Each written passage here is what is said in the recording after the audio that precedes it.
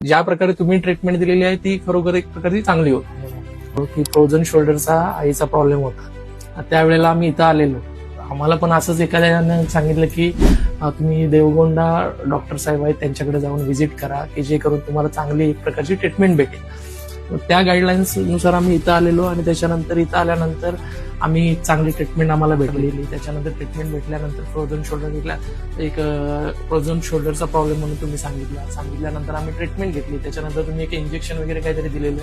Injection घेऊन त्याच्यानंतर एक थेरपी, फिजिकल थेरपी दिली. फिजिकल थेरपी दिल्यानंतर त्यांचा तो त्रास कमी झाला बऱ्यापैकी म्हणजे बऱ्यापैकी झालेला आहे. ओके. कसं होतं त्यांना ते फ्रोझन शोल्डर झालेलं आहे ना, ओझोन थेरपी म्हणून दिलेलं आहे. येस. साधारण आम्ही ओझोन ते नी जॉईंट असू दे, कमरेचं असू दे, शोल्डर जॉईंट असू दे, नाहीतर प्लांटार फेसायटिस, हे असं पेशंटला ते पेन कमी होत नाही ना, त्यांना ओझोन थेरपी देतो.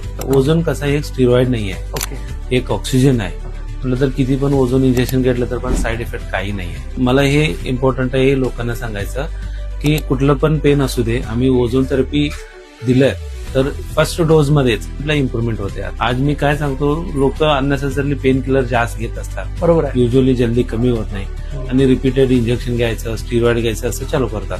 त्यामुळे ते अवॉइड करायसाठी मी ओझोन थेरपीच्या बद्दल आज बोलालो.